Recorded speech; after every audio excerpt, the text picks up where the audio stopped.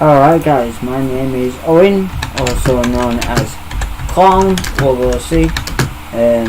I'm joined here by Cole, also known as Ruby, and this is our podcast, the Clownrubi podcast. We did do a tester video for about an hour where we just chatted about bollocks, you know, football and stuff like that, and what else did we speak about?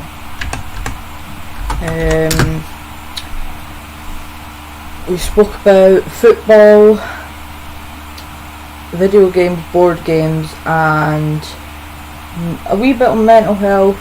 And video games, yeah. And a few other things like that.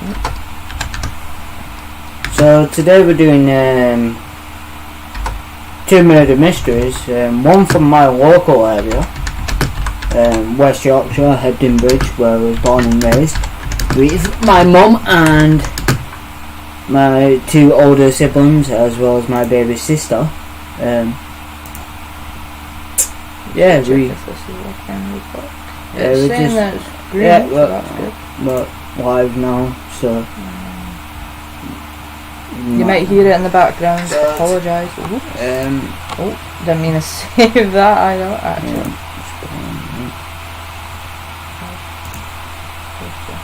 you've got the telly remote. Why are you putting on it? So we're sharing the post to Facebook right now, so that's why I'm a bit slow. we'll get into it. Yeah, just post. Because I can share to both.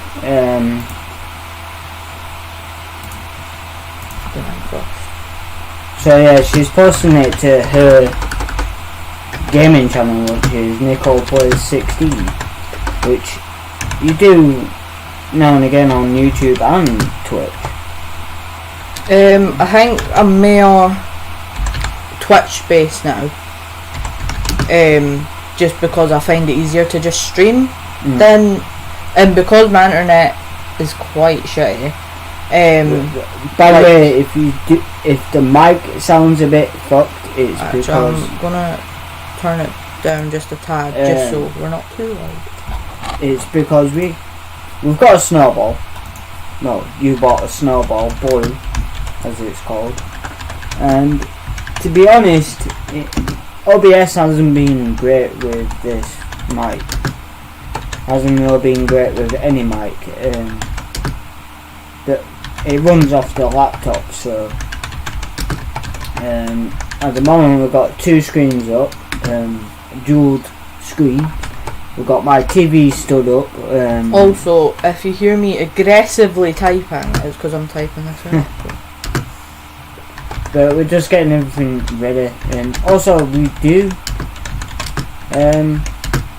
reply to comments, so if you are commenting. And by the way, these murder mysteries we've read up from Google, so don't come and attack us if we've got something wrong. Yeah, I was gonna say like is it that one? yeah, Colin Gaming. Yeah, like don't attack us. We just got this information off Google, but later on we're gonna go into more details about different murder mysteries.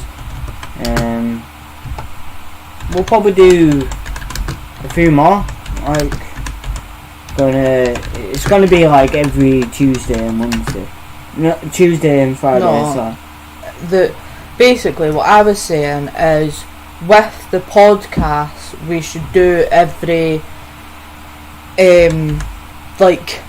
so basically what I was thinking is for our gaming videos, because we play a lot of games, it should be a Monday and a Friday, and then somewhere in between the week we should do one or two podcasts, or like one in the middle of the week, one on a Saturday or something. It's going to be around this time, like 10 o'clock, 8 o'clock. We usually go for a bath before then. Which I didn't mention, this is my lovely wife, Ruby. Well, Cole.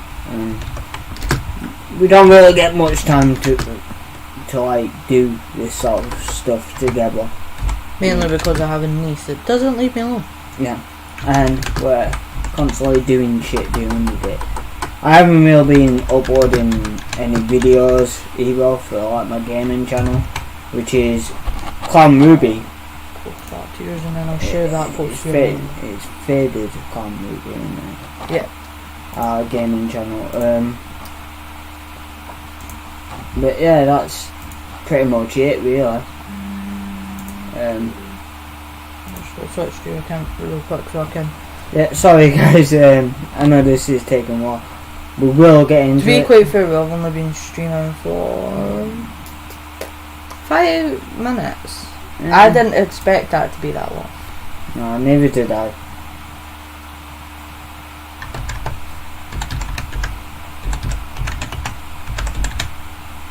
But yeah, I changed my Facebook page.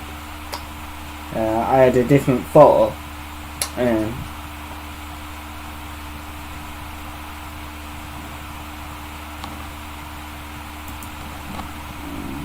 Where's my phone? I've got your email. Oh, it's there.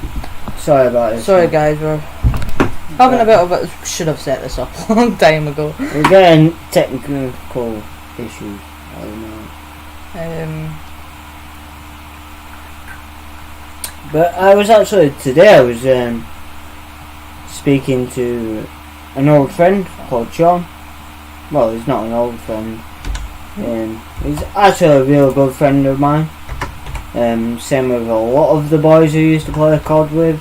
I used to be a big COD fan, but I haven't. That's the thing. I haven't been playing many COD games.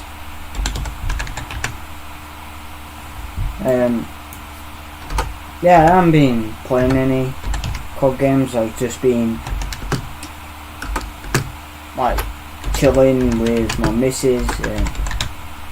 But hopefully moving soon, so that's why I haven't been gaming. That's the thing, when we get our own house, it will be a lot quieter, because currently we stay with my parents. And like, obviously we have my nieces, currently we have my niece, and it, like, my house is never quiet unless everyone's asleep, which is very, very rarely.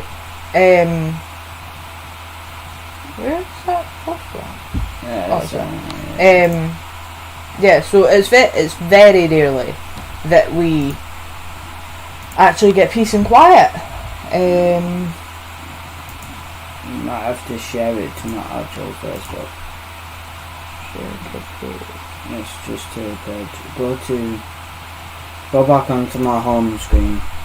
Or back to my...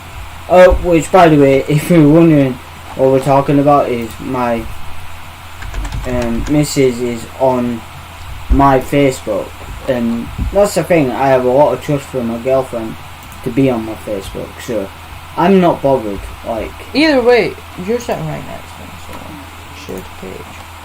Let's just gonna share it to, no, like I said, share it to my normal Facebook. I can't share it.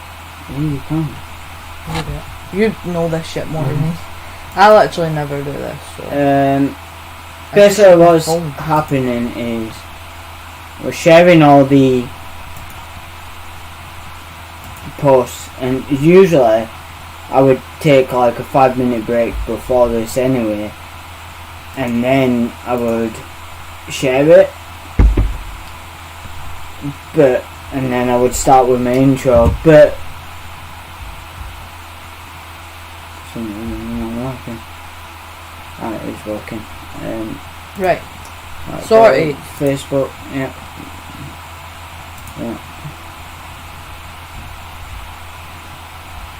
For some reason it's just not showing up. It'll probably appear somewhere. Might have to refresh. Yeah, this is what I hate about not being organised about shit. Like, we are organised, but like, it's just a piss take because like we've just literally just started podcasts. Who do you want me to send it to? Send it to Munder if she wants to join. I'll do that as well. Send it to Nick. And then look for my dad. And send it to my dad. But yeah, this is like our first ever live stream of the podcast, isn't it? So, yeah. Yeah, also our first ever podcast where we actually talk about murder mysteries. We watch a lot of murder mysteries. It's not like a bad thing, but like what was I going to say? I can't even remember what I was going to say. My mind's just blagged today because we stayed up till about 5 o'clock in the morning and didn't go to sleep. It was later than that. We were up till like 6, 7. But that's my fault because I toothache. Yeah. Which I still have. Well, it's not your fault. You can't help having toothache. Well, it is because I smoke, but... Well, we both smoke, but one vapes at the moment, and...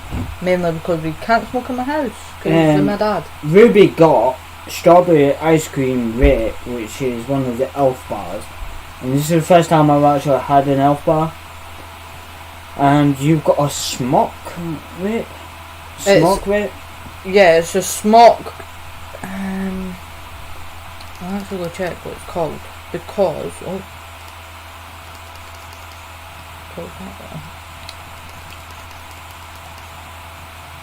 I'm just going. It is called the smoke, but there's a other name to it. In a second. Yeah, what code have you got? I don't know. I need you to go get it out of the drawer because I need to fill it up. I literally just missed it. Because it was open screen. I'm just going to nip and get my liquid. Hold on. But yeah, it's like we're trying to. Let me move it too close because it'll be like. We are trying to quit smoking as well, but it's a lot harder than most people think. Like my liquid is currently strawberry and kiwi. Strawberry and kiwi. It does taste alright, to be quite fair. This strawberry ice cream one is actually pretty nice. Like strawberry ice cream is not my favourite ice cream though. Like my favourite is vanilla. Boring bastard. And mint chocolate chip. And if anyone's got a fucking problem with that, fucking suck off flying shit out of my ass. But it's called the. It's right there. Oh, G-Prive Baby. G-Prive Baby. Oh, behave, baby. Anyway. But. So, if you're wondering what murder mysteries we're talking about, it's probably in the title anyway. Which it is, because I've set up. But, this one is, the first one is going to be about the most infamous serial killer in... American history? Yeah, in the United States history. He's one of the perplexed perplexed and disturbed the country for years, so... And there's still dramatic effects about it as well. Like people still speak about him to this day, and there's still a lot more documentaries about him. I could have broke my vape. Oh really? It says fire key locked. You haven't broken it, what? It's already been unlocked though. That's already. Oh, now it goes off. But there we go. So I'm going to start it off with reading it by Collins, so like it's me to start off. So let me talk about his early years, and the early years was Ted Bundy was born on November the 24th, 1946 in Burlington, Vermont. His full name's Theodore Robert Bundy. Yeah. But I think he actually did change his name twice. He did use the alias Robert as well for a while before he actually went to his original name. I know he changed his name or moved to Florida, I think, and he was going by the name of Chris Hagen. Yeah. But Bundy was often described as having a rough childhood. He spent his early years with his maternal grandparents, who raised him as their son, and Bundy thought his mother was his sister. A prison psychologist who once interviewed Bundy in a documentary, The Ted Bundy Tapes, he apparently didn't find out his birth mother was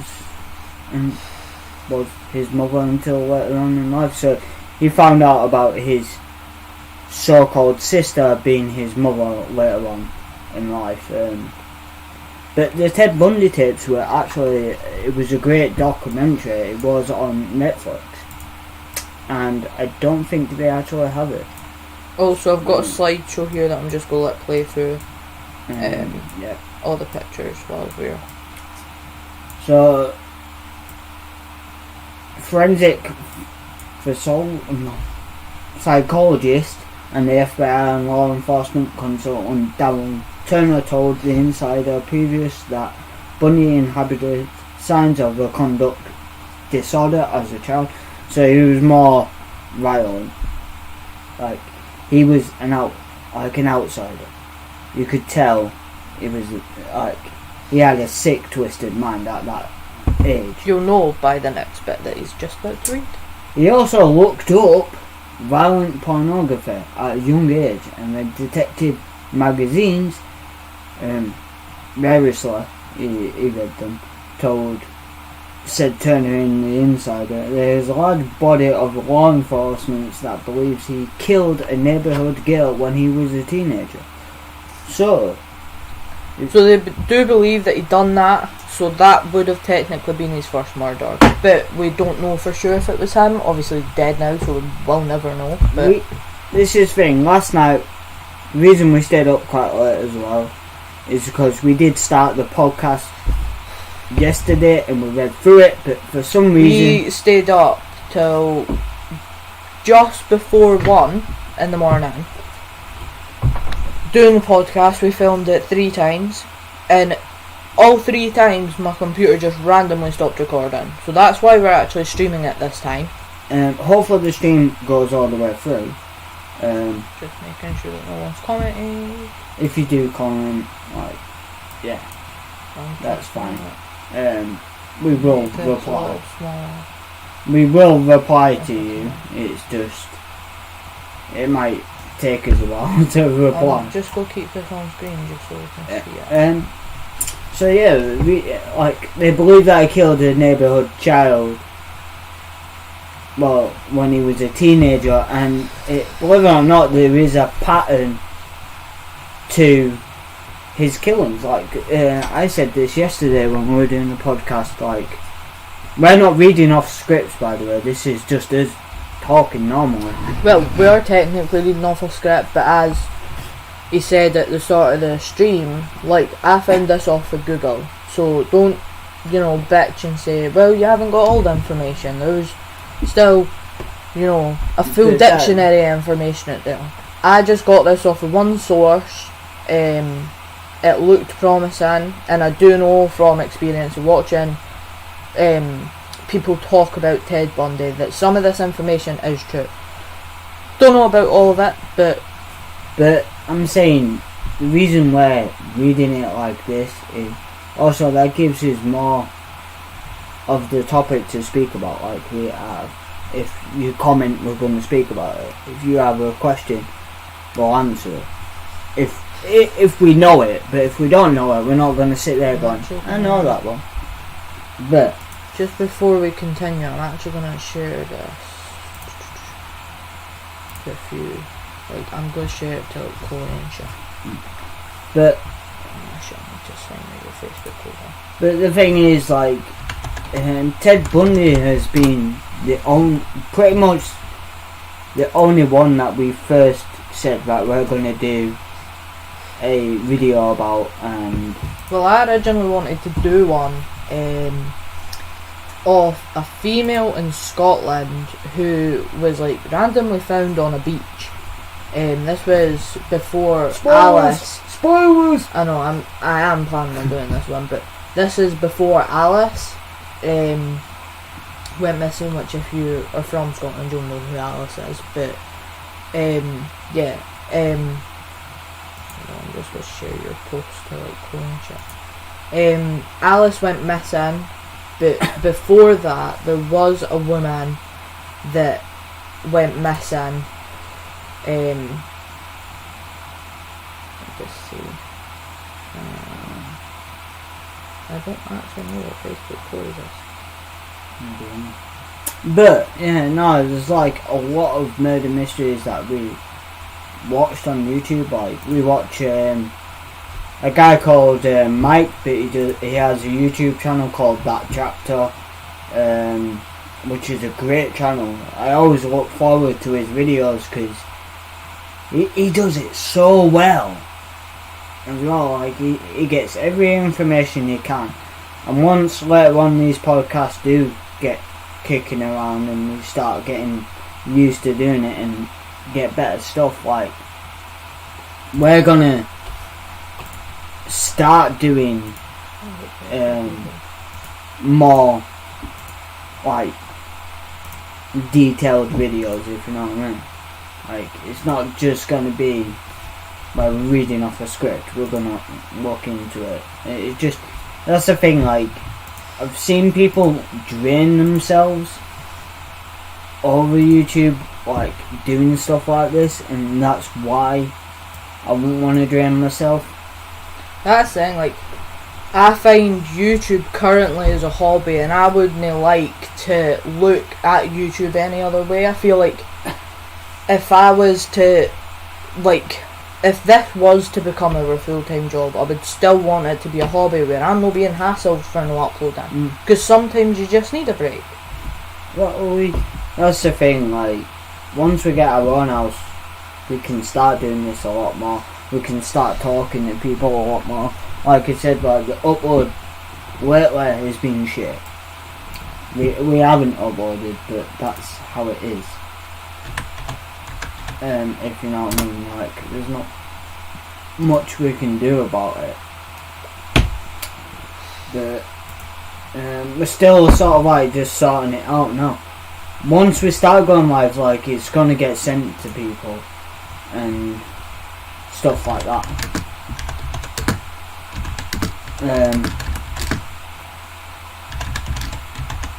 We just want to do this for fun, if you know what I mean. We don't just want to do it for. I have no money gained out of it. That's saying, like, we both don't, but I wouldn't necessarily mind it being a full job, but I wouldn't want it to then turn into a task where I have to do videos, that's I the have thing, to do like, streams. I've always said to my friends who, I had a friend, I'm not going to name him, but I had two friends, or 3 or 4 YouTuber friends, like we all made content. My favourite channel of mine where I did a lot of funny skits with my friends was a channel called Burning Clownrubi, which was one of my first channels where I was uploading gameplay from Xbox to PS4 to live stream to music and all these other things. I've always wanted to do a podcast, but it's never happened, and now it has because I've got my partner who loves talking as well. But, yeah, I had over 160 subs. I was proud of myself because it took me 5 years to even get them. But these were all friends, like every single one of them were my friends. But one of my friends, he started getting paid off YouTube for doing videos, like gaming videos, and he did a lot of VR videos. And this is what happened, he became stuck up. He sort of like didn't care about people that were there at the start for him, who were supporting his channel. And I don't want to make friends on the platform and feel like it's a task for me and my girlfriend to do uploads 24/7, or like literally have to upload on a day, like every day. And that's the thing, like I don't feel like YouTube does like supports people as much. Like I started before you had to do 1,000 subs or 1,000 whatever. Oh, this one. Or 1,000 subs or Just get back it.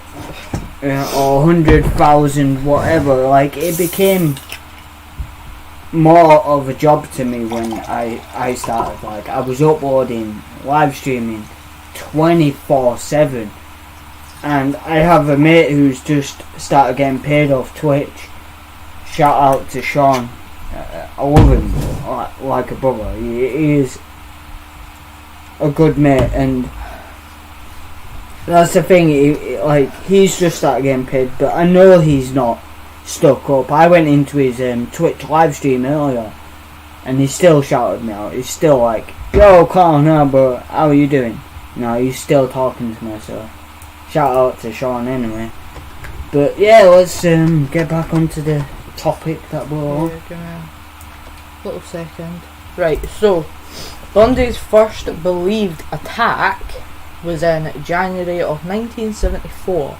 It's important to note that this was Bundy's first known attack. He assaulted 18-year-old Karen Sparks, who was a student at University of Washington, by breaking into her apartment, sexually assaulting her and beating her.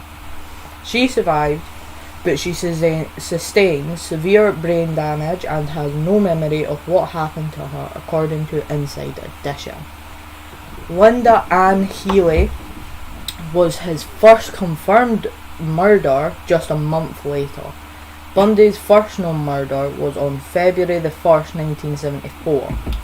Healy was another student at UW, which I believe is Washington University. Bundy also broke into her apartment and abducted her. On February the 1st, he later confessed to her murder, according to AP. So yeah, see what I mean? There's a pattern to him.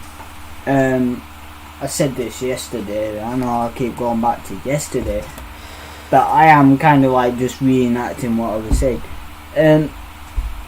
He might have thought he killed her, but she survived. That's the thing, like, I feel like for the first few murders, he broke into people's apartments, or broke into sorority houses and killed people. But I feel like then he got kind of sloppy, and that's why he got caught. Like, stealing people's cars and driving about in their cars, and that's how he got arrested quite a few times. Yeah. And I feel like the first few times he was taking his time, well, but then after that he just went sloppy. He must have stalked the ladies first. God. So from the span of January to July 1974, Ted Bundy is believed to have killed up to 8 women in Seattle. Convicted kidnapper, if you don't know. He didn't just rape and murder them, he kidnapped them as well, which is... He did take a few people, like, a hostage. Not necessarily as hostage, well, yeah, technically, but he kidnapped people. I'm sure there was one Pacific blast that he done it with, but he kidnapped her and drove around in a stolen car with her in it. Yeah, there was one that they made a documentary about him before the Ted Bundy tapes, and it was a very short documentary. I think it was like... Can I just say as well, we've been streaming for 29 minutes and we're not even halfway through yet. Most of this was just us sorting out Facebook and shit. Yeah, but he... Basically there was a woman who was driving down the street, and he stopped her as a police officer who was dressed up, and this is what I'm saying, like, he went to law school, and he also he went to law school. He also got a degree as law enforcement, but Why are you looking at any of that? Because they retweeted our tweet. Really? I posted Who Doesn't Love Eleanor with a YouTube video upon reflection, and they retweeted it. Anyway. Thank you. Whoever tweeted that. This is our Twitter, by the way, so if you want to follow our Twitter and social media, once the stream's over, I'll edit the description and like them all, including Twitch and our own YouTube channel. Yes. We got, well, our joint YouTube channel. Yeah, it's a joint, but mainly I upload. I mainly upload because, believe it or not, Cole is... She prefers Sims, I would say. Or Bus Simulator, at least. But yeah, I was going to say, he pulled over this lady anyway, and he was like, oh, I need to commandeer your vehicle. I think that's how you say it. Like cops when they show the badge and they get into a car. You've seen it in the films where like they'll stop a car and they're like, police, I need your car. I forgot what it's called, but he did that to the lady, and then as he was driving down, he asked her like inappropriate questions like, how old are you? What are you done and stuff like that, and well, what do you do, and like, would you do this with me? And then he proceeded to beat her to death with a fake truncheon. It's like a fake one. It's not the nightstick that we have now, where like it flips out. This one is looks like a truncheon, but it was like a metal pole that he made himself, and he beat the lass to death. So, but it's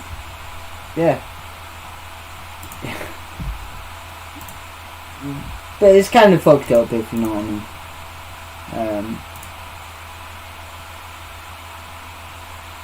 But I don't know what she's doing. She's just putting about on fucking Twitter. She has to do it now. Sorry, I'm just... Sorry, I'm just right, we talk about doing shit and then she goes off and does something else. Right. I'm sorry I've got a brain like a dweeb, alright? Leave me alone. Right. You're a bit, bitch. You missed that bit.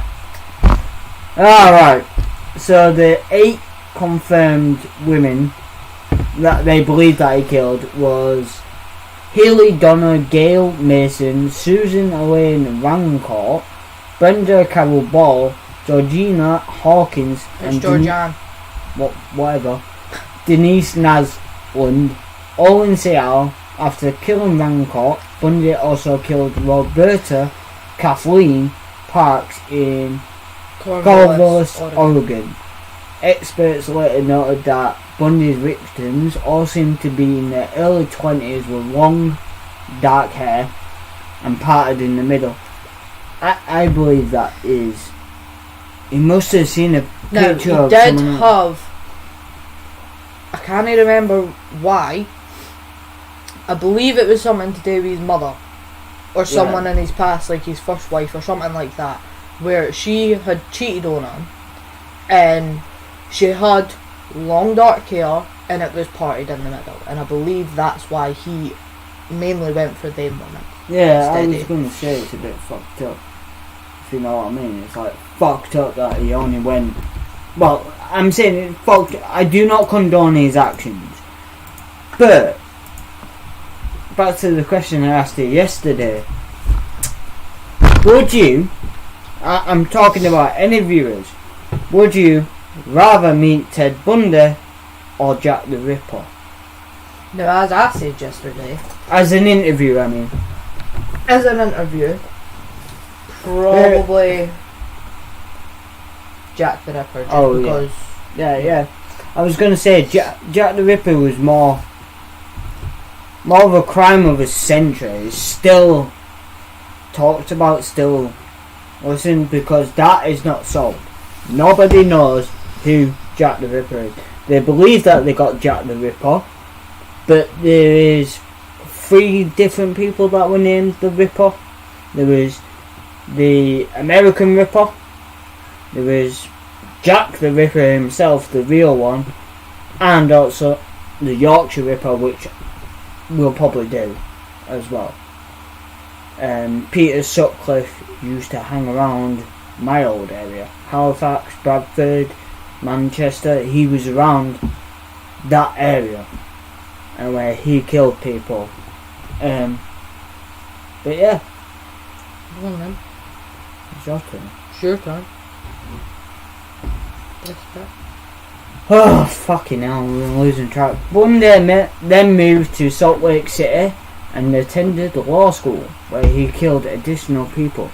So they don't actually know how many people he killed. Bundy moved to Salt Lake City in the fall of 1974. He murdered Nancy Wilcox, Melissa Smith, Laura Amy and Debbie Kent between October and November of 1974. Bundy attempted to kidnap Carol DeRoche, but she escaped. DeRoche testified at trial, which I think I have a picture of. I think that's the watch. I'm sure that's Yeah, that's the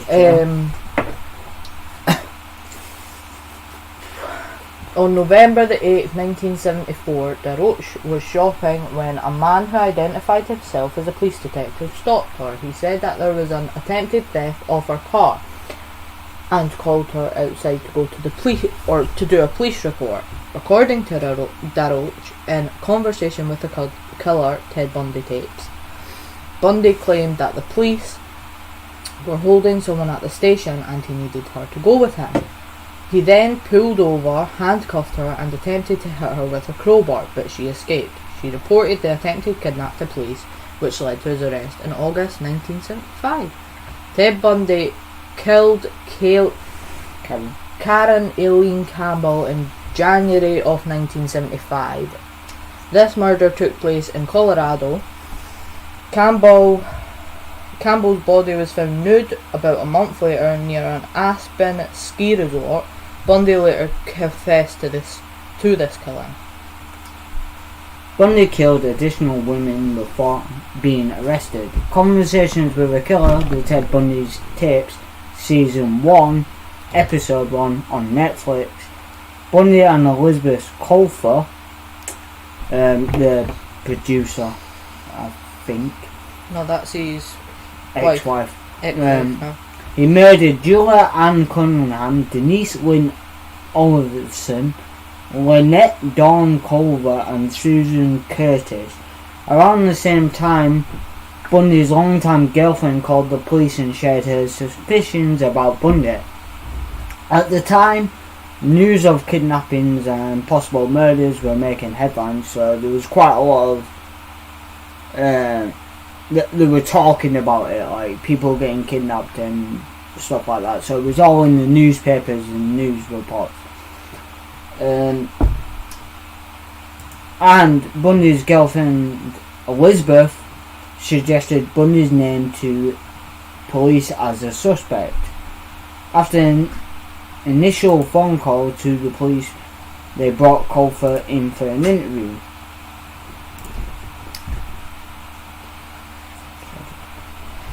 An audio presented in conversation with a killer at the Ted Bundy tapes, Colfer said he mentioned an incident about following a sorority girl when he was late one night, and he would follow people like that, but he tried not to, but he just did anyway.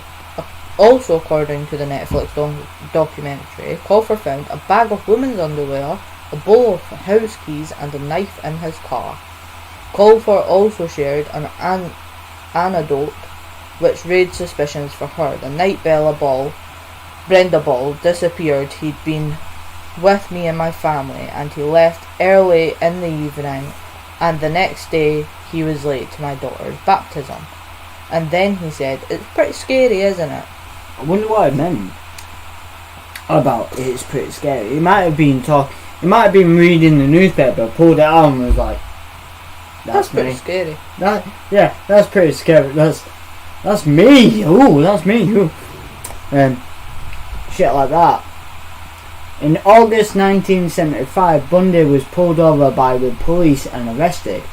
Materials found in Bundy's car, which you should be able to show up about. I do have a photo, which, if you continue reading, I'll go through what's actually in the car. While driving through a suburb of Salt Lake City, Bundy was pulled over by the police. They found handcuffs, a rope, an ice pick, and more in his car, and arrested him as the match of the description of the Roach kidnapper. The police also obtained a search warrant for his apartment, where they discovered more circumstantial evidence. Now, in his apartment, I don't know if this picture is from his car his apartment, but unless obviously the balaclava and glove think about it. In his apartment. The roach got hit by a crowbar, and if you look at the photo, if it's give me a minute, because I'm about to go through the photo. Right, so in his car, what are you doing? Whoa. In his car, they found balaclavas, a pair of gloves, an ice pick, handcuffs, rope, which to me actually looks like cable. It looks like cable. It doesn't look like cable ties. That looks like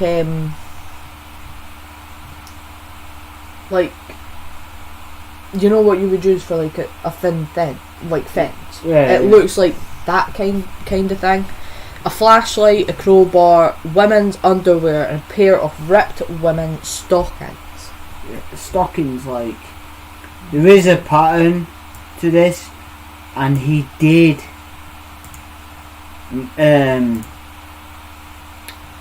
some muting. I know, I'm just going to check to see if it is working. It was, that's the thing, the roach bit I get. They could have found blood on the crowbar after hitting the roach. I'm sure they found blood in his car. They did. A spot of blood in his car. Yeah. Anyway, on March the 1st, 1976, he was convicted of kidnapping of the roach. Bundy was sentenced to 15 years. On March 1st, 1976, Bundy was convicted of aggravated kidnapping of the roach. He was sentenced to a minimum of 1 year and a maximum of 15 for kidnapping, but because he was suspected in the Campbell murder, he was sentenced to Utah to stand trial in that case. On June 7, 1977, Ted Bundy escaped from prison. Ted Bundy was wanted by the FBI. While in pre-trial hearing, Bundy jumped 2 stories from one of the courtroom windows. He was missing for 6 days until Bundy was captured by the FBI, and Bundy went straight to trial after being found. So, I said this fucking multiple times yesterday. I want to explain how he actually escaped. Back then, if you had a pre-trial, you had a chance to say, right, well, I want to go and work something up, so take us to the fucking library. And the judge could do that. Be like, yeah, go for it. Or if you want to speak to your lawyer.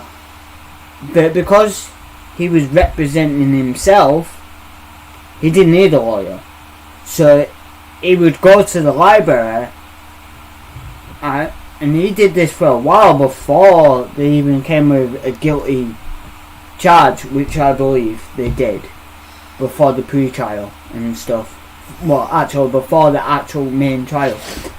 And that's how he escaped. He jumped out of the 2-story window, but also there was only one police officer that went up with him, and that dude stood outside the library doors when he jumped out of the fucking window. So they're a bit fucking thick as pig shit, aren't they?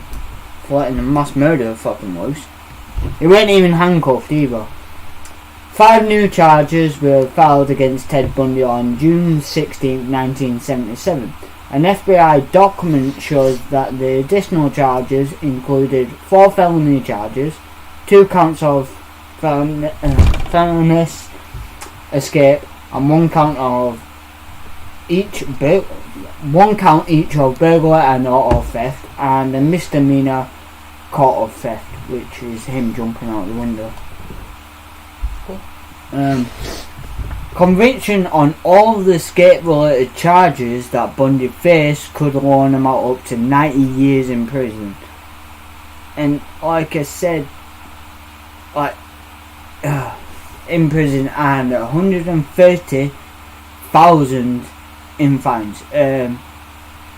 I've said this, you might think if you got prison for life that once they're dead it's over.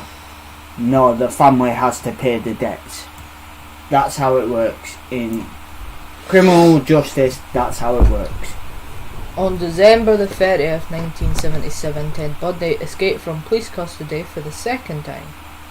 Bundy was in jail in Garfield County Jail after reports from other inmates that Bundy was planning to flee. He escaped jail. Prison guards had planned to hire a welder to install extra bars in Bundy's cell after the reports that he was planning to escape, but the welder never got around to it. The sheriff's department report that Bundy removed the light fixture, slid through the 12-inch hole, crawled through the ceiling, dropped down in a different location, and just walked out the jail. What did you say? You said, I won't be able to fit through the 12-inch. Damn fucking right, no we don't. He fucking starved himself. As I said to you yesterday, I've seen some reports as well that he literally went on a no-eating diet for weeks while he was planning this escape. Yeah. Bundy made his way down to Tallahassee, Florida, and attacked a woman in Florida State University Chi Omega sorority house on January the 15th, 1978. The sorority where the attack occurred, Bundy had been living in an apartment near the university under the name Chris Hagen. He broke into Chi Omega while members were asleep and beat repeatedly and strangled 2 of the women, Margaret Bowman and Lisa Levy, to death, and beat Karen Chandler and Kathy Kleiner. Both survived the attack. In addition to the women in the Chi Omega house, Bundy also attacked Cheryl Ann Thomas in her home the same night, just a few blocks away. He broke her jaw and severed a nerve ending near her ear. So I was a bit fucked up. That night he was on a roll. He was on a mission then. I feel like at that point he just knew his time was up. He didn't have much long left. But yeah, he was. This one is probably one of the youngest out of them all. So Ted Bundy murdered 12-year-old Kimberly Leach on February the 9th, 1978. The gravestone of Kimberly Leach, which is now on screen. October the 28th, 1965 she was born, and February the 9th when she died. In 1978. Yeah. Bundy abducted Leach near her junior high school. Her body was found strangled in April of this year. Experts noted that this killing broke his pattern of the slayings, since Leach is the only known underage victim of Bundy's. He was arrested within a week of Leach's murder after police stopped him for driving a stolen vehicle. In June of 1979, Ted Bundy went on trial for the murders at the Chi Omega sorority house. Chi Omega sister Nita Neri pointed out Bundy when asked if she could identify the man she saw fleeing from the sorority house that night. The 2 women were murdered. Bundy insisted on acting as his own attorney, even cross-examining witnesses during his trial. Bundy was found guilty of murder and was sentenced to death by electric chair.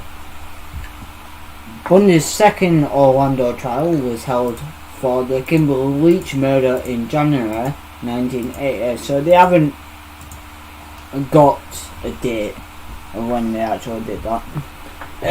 But this is when they found him guilty. Bundy represented himself yet again. I'm saying that's not in what we've got, but yet again he did. The court found Bundy guilty once again, but this time for the murder of 12-year-old Leach on February the 7th, 1980. He once again was sentenced to death. During the 1980s Leach trial, Bundy married Carol Ann Boone on a technicality. Bundy proposed to Boone as she was acting as a witness on the stand. Carol Ann Boone met Bundy while working at Washington State Department of Emergency Services. She eventually moved to Florida to be closer to him, according to The Sun. The pair were told they could not marry, but Bundy found a legal loophole. During the trial, Bundy called Boone as a witness. Whilst he was questioning her, he asked her if she wanted to marry him. When she confirmed that she did, Bundy said, "I hereby marry you." The law declared that a public declaration properly phrased in an open courtroom is the presence of court officers would make the ceremony legal, so the two were legally married during the trial. In 1981, Boone gave birth to Bundy's daughter, which I do have a photo, give me a second. Just missed a photo of... That is Carol Ann. That's his daughter. Carol Ann on the left and Rose, the little girl, at the bottom. Bundy became a father while he was on death row to a baby girl named Rose. Conjugal visits weren't allowed at the prison in Strake, Florida, but according to Boone, it was fairly easy to break the rules. In an audio recording of Boone in the conversation with the killer Ted Bundy tapes, Boone said, "There was a blackguard that was really nice. After the first day, they just didn't care. They walked in on us a couple of times." Sexual. Boone and Bundy divorced in 1986. Sexual. Boone moved out of Florida and divorced Bundy in 1986. According to Refinery 29, she took her 2 children, Rose and her son, from a previous marriage with her. Ted Bundy was executed by electric chair at 7:06 a.m. on January the 24th, 1989 at Florida State Prison in Stark, Florida. The body of Theodore Ted Bundy is taken to Alachua County Medical Examiner Officer following his execution at 7:16 a.m. Bundy was executed for the murder of Kimberly Leach of Lake City. After spending a little over 9 years on death row, Bundy's life ended in Florida. His final words were, "I'd like you to give my family love and my friends love." It is speculated that Bundy may have killed over 100 women. However, Bundy confessed to killing 36 women. It's still a lot of fucking women. A lot, like, there was one guy that we watched previously, and I think it was on that chapter. He wanted to kill over 50 people.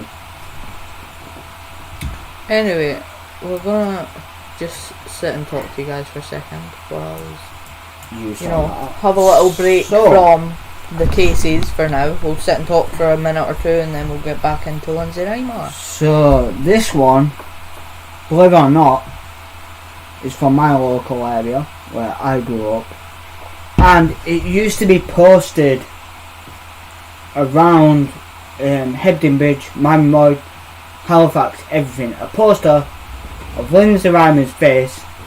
Bless her heart and bless her family. I feel so bad for them. Of Linsay Rimer, and it used to say 10 years to this day of her murder. And here's the thing, I had a lot of friends and stuff that used to walk home late at night. I used to walk home late at night when I was going out drinking or doing whatever. I was a bit of a rebel. as my mum called me. But I used to get told off my grandma and my granddad, if you are going to walk home late, make sure you're walking around residential areas where you can see an house, where it's light, like street lamps and everything. So we did. I did, and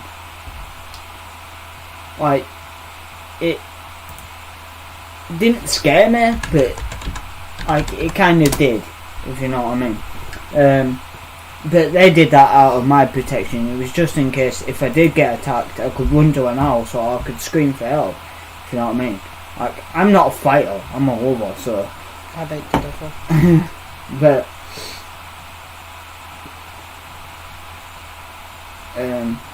but yeah. Right, do you want to get into it? Maybe in a minute. We can check, see if anyone's replied to the message or that. It would pop up, wouldn't it? Right, keep your fucking But yeah, we're gonna get into this sad one. It's not really talked about, really. But this is the murder of Linsay Rimer. Linsay Rimer reappealed for information.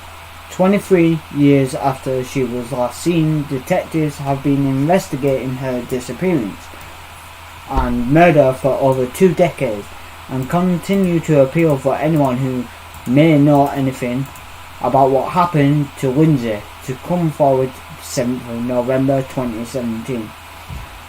Canal worker who found Linsay Rimer joins the anniversary appeal. The local man Andy Glover, who still lives locally in Miramar, was one of the 2 canal workers who made the grim discovery of Linsay's body in April 1995 whilst working on Rochdale Canal. Now, Rochdale Canal literally runs from a place called Rochdale. It goes through Todmorden, comes all the way into Hebden Bridge, goes all the way from Hebden Bridge up to Miramar. But Andy Glover, my mum knows him. Which is a picture on the screen. My mum knows him. A lot of people actually know him. But yeah. That's all we know. So there's Linsay Rimer. Linsay Rimer, 21 years on. Sister Juliet speaks for the first time. Linsay Rimer's younger sister has spoken publicly for the first time 21 years to the day after Linsay's body was found at the bottom of the canal, 12th April 2016. 20 years after Linsay's body was found in Rochdale Canal, her sister Katie has spoken publicly. From the beginning, we have been filled with grief and we cannot stop the grief and instead remember her with love until this comes to an end, she said. Linsay Rimer detectives have launched a fresh appeal to catch the killer. Update on 7th November 2014. It will be 20 years since Linsay Rimer was last seen alive. Police appeal 6th November 2014. This is the mother. Oh god, Wait, what? For some reason I've given myself shit ton of information. So, I don't know what happened to my daughter. Guardian article to coincide with the 12th anniversary of the murder of Linsay Rimer on the 7th of November 2006. Anyone with information, inquiries should contact the police on 0845 6060606 or Crime Stoppers. Anonymous, like they don't actually have that anymore. Ever since the Hebden Bridge web started in 1995, there is one issue we have highlighted again and again: the murder of Linsay, and we will continue to do so. Why has there been no arrest? Just what have the police done to find the murderer? And isn't it time for an independent team to review the investigation? So I'm going to talk about how she got murdered, basically, or what happened. In the late evening of November the 7th, 1994, 13-year-old Linsay Rimer, an 8-year Year 8. Year 8 pupil. Fuck's sake. At Calder High School, where I went to as well, left her home in Cambridge Street to go shopping. She visited the trades club where her mother, Jerry, was enjoying a night out to get some money, and was last seen alive on CCTV at the Spar supermarket buying a packet of cornflakes for her breakfast the next day. Linsay had a paper round at Foyle's newsagents, who telephoned her parents the next day to alert them to the fact that she had not turned up for her paper round in the morning. In spite of being assured by the family and friends that Linsay was unlikely to have left home for some time, the police believed that she was one of the thousands of teenagers who run away every year, but whose weighed down body was discovered in the canal near Aberystwyth. In April 1995, the hunt for Linsay became the hunt for her murderer.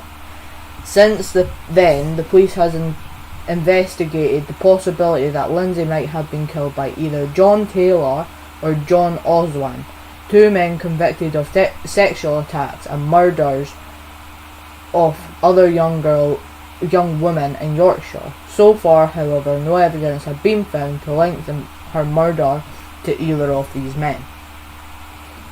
In the past 9 years, Linsay's family have done a great deal to make sure that their daughter's death is not forgotten. Organising vigils in November, posters of Linsay remain in the windows of all shops all over Hebden Bridge. People are still being urged to see if they can remember anything about that night, or to discuss any suspicions they may have with the police.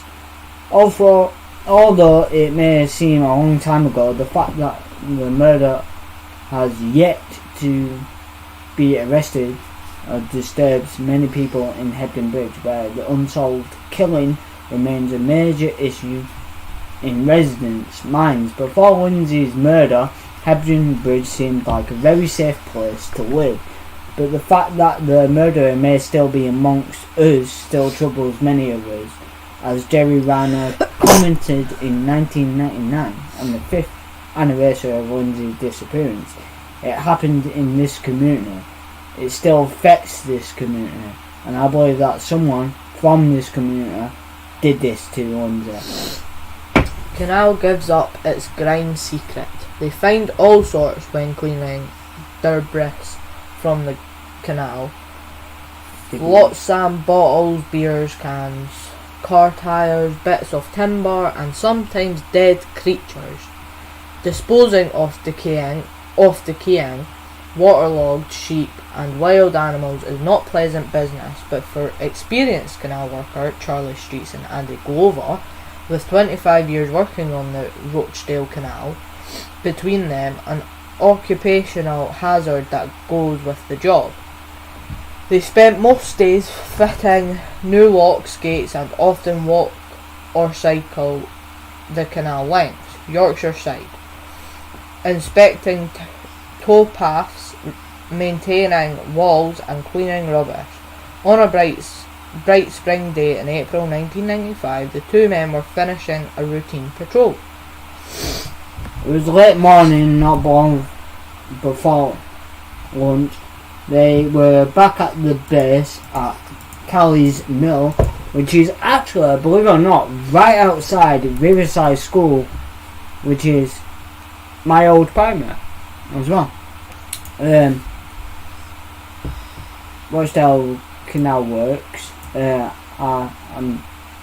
a mile or so outside Hebden Bridge, where the canal, Calder River, and Rochdale Canal run only yards apart. Charlie, then aged 29, a family man from Halifax, was removing debris. There was quite a lot from Lock 12, tyres, bits of wood, all sorts. Then I noticed this greyish object, a foot or so under the water. Visibility wasn't good enough to determine what it was, so I put my hand in first. I had rubber gloves on, and I tried to pull it out, but it didn't have a good enough grip on it to pull it out. So I came back to Callis Mill for a grappling hook, went back and pulled it up, says Charlie. It took him a few seconds to come to terms with what he'd found.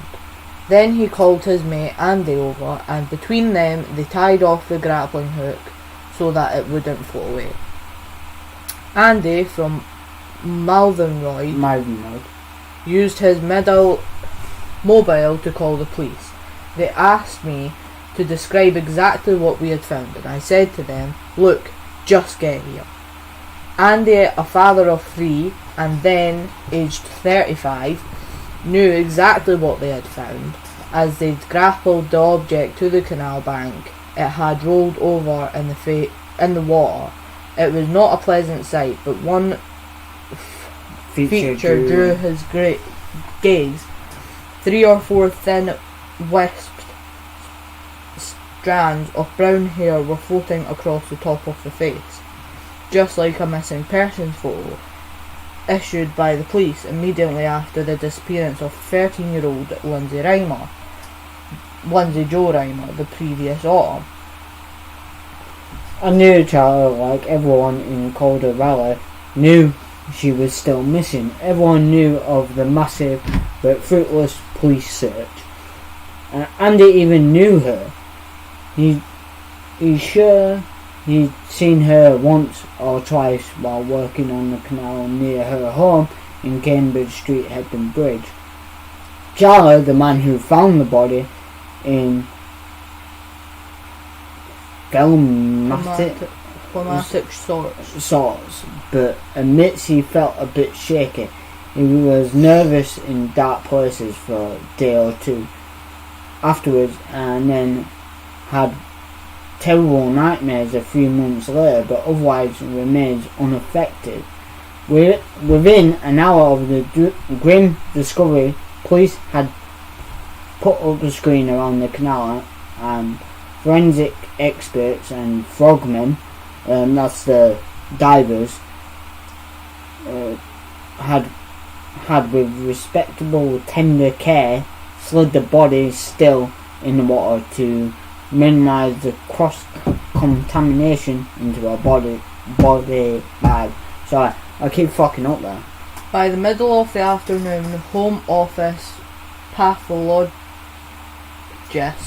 Professor Mike Green, assisted by Dr. Naomi Carter, had arrived at the mortuary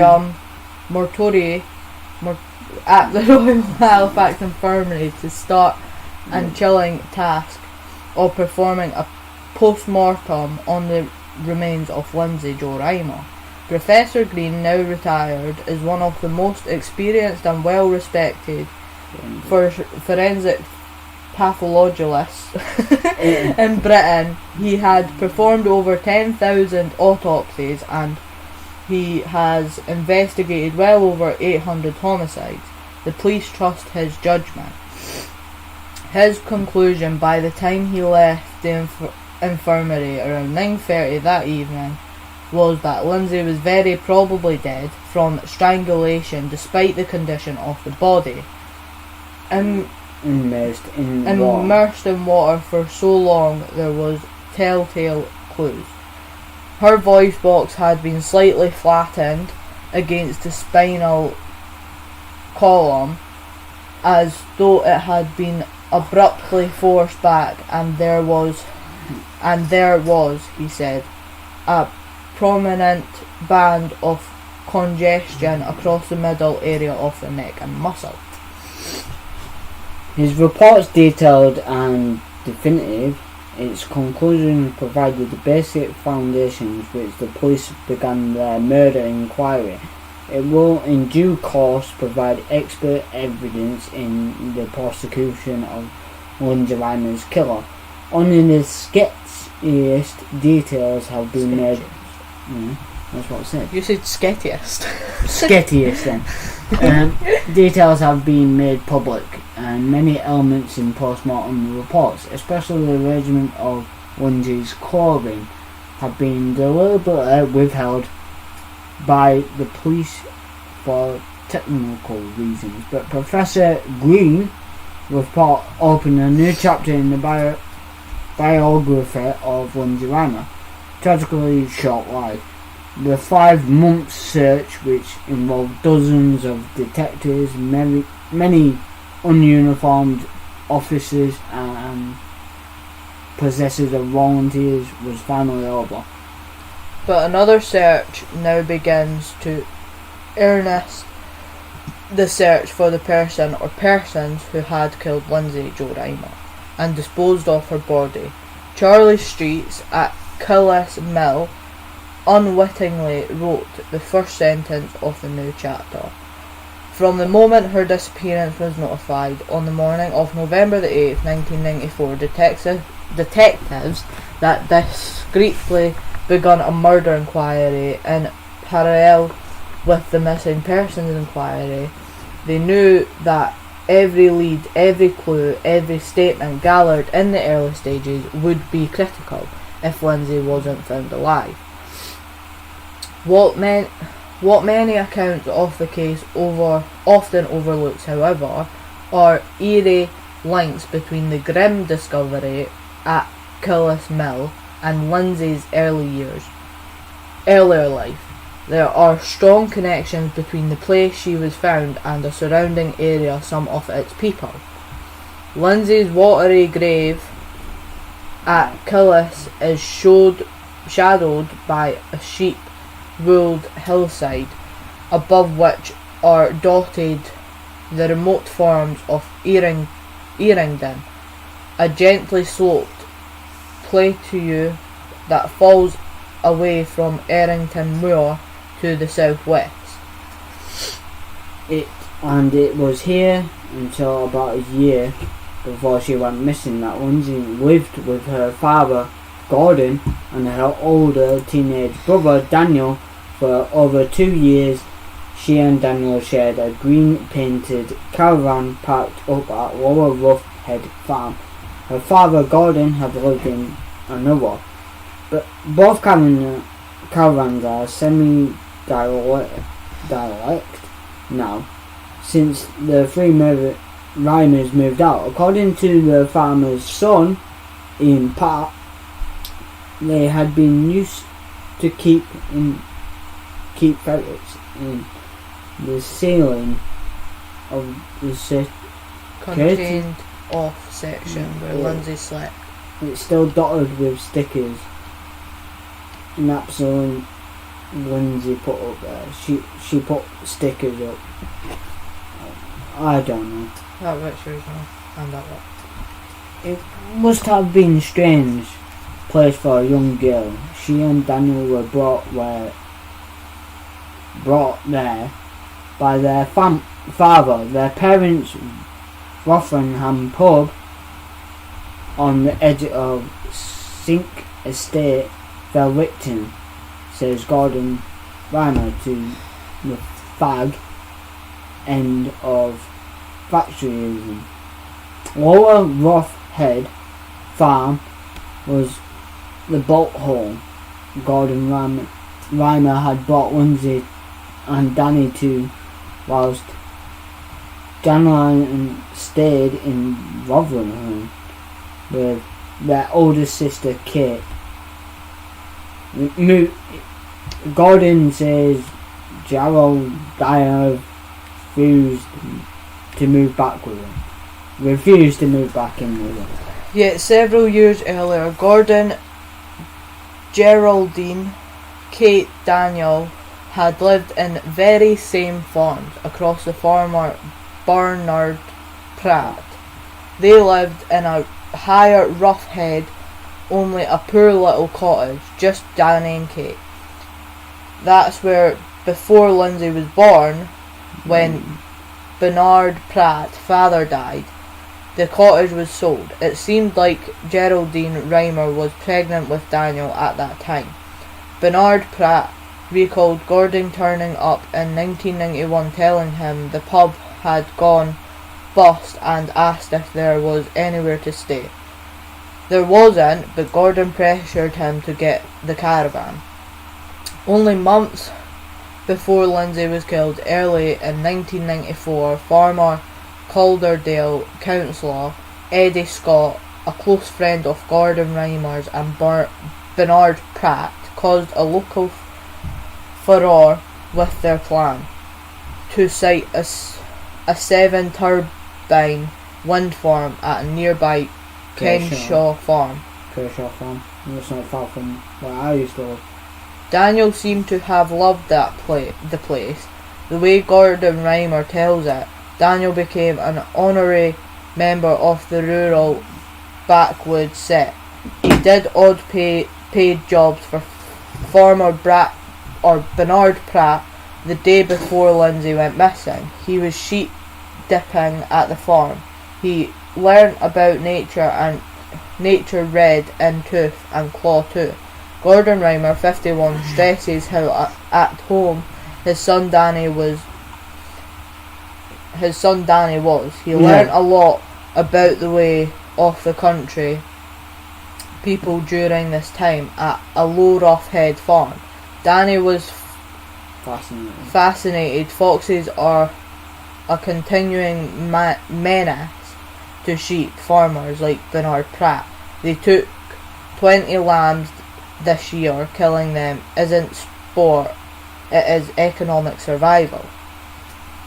Yeah, if Daniel relished life as a hillbilly slacker on the ramshackle hill farm, it must have been a very different story for Linsay. In many ways she was isolated. She had to use the farmhouse phone to call her friends. For example, Bernard Pratt recalls had rationed the calls.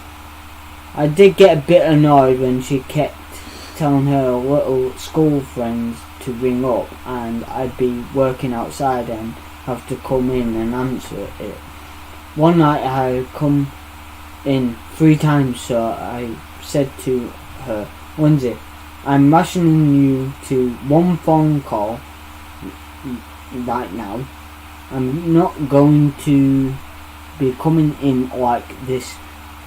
There was no nastiness. It doesn't make sense. Like I can't even fucking read this, guys, because it doesn't help that my light's flickering as well, so it's making the screen like harder. It's just like these, like whoever wrote it. But bear in mind, this could be the way that I copy and pasted it. Yeah. Anyway, continue. This bit. The incident offers clues, though, to Linsay's predicament. Then, her mother and older sister Kate were in Rotherham, the other side of Yorkshire. She was stuck in the back of Beyond in an central all-male environment. Bernard Pratt had a soft spot for Linsay and used to pay her to clean the farmhouse kitchen. His wife Mary was something of a confidant.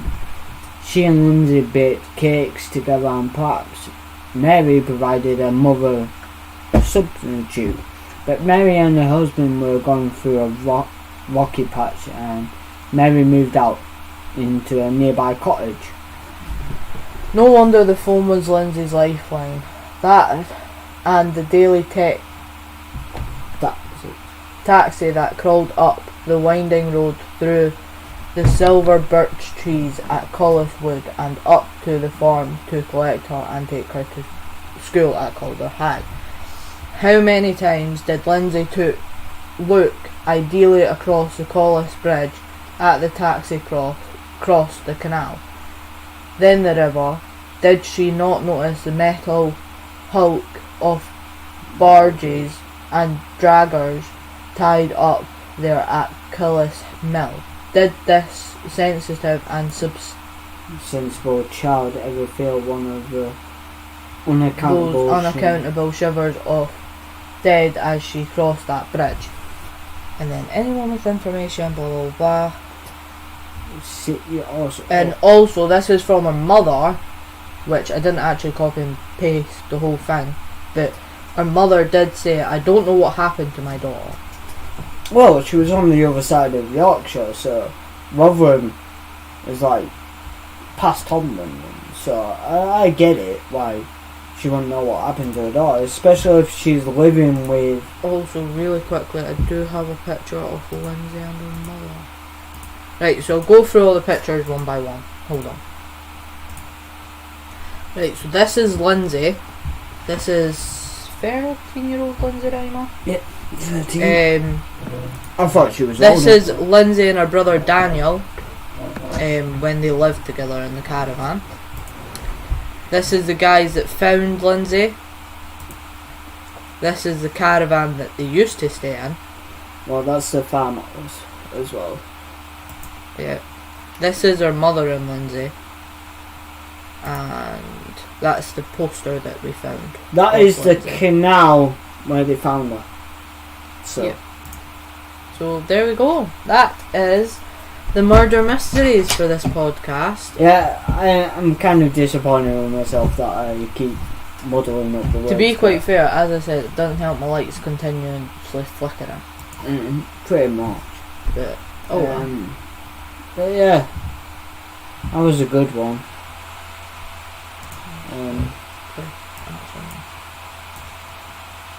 So there we go. I think the next ones we're gonna do. I was gonna do Yorkshire Ripper. I do want to find one that is based in Scotland. Yeah, I'm gonna get the Yorkshire Ripper. I think we're gonna do like one famous one, and then one like that we've like some people. Also, I love are how not it says started streaming 71 seconds ago. Isn't 71 seconds like a minute and a half? And we've been streaming for an hour and 21 minutes. Anyway, yeah, so I think next podcast we'll probably do some of the other subjects we do have, like childhood memories and that. And then the next one, the murder mysteries, I will try and find one that's in Scotland, just because. Yeah, like I said, I might do the Yorkshire Ripper, but that's the thing.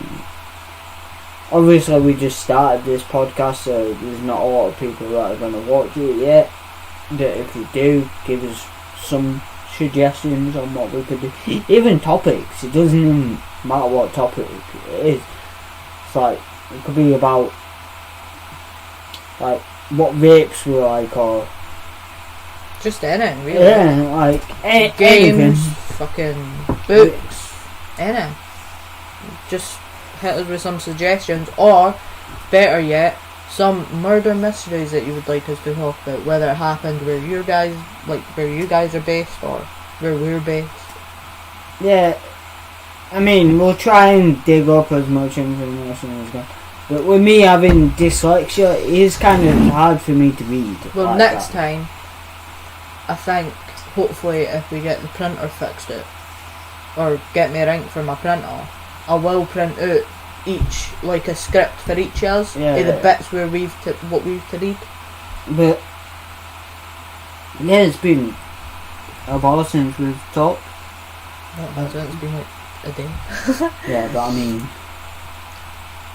but a day ago, yeah.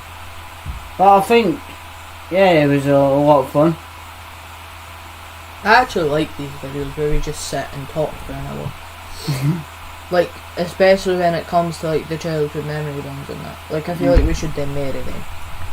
But yeah, that's that.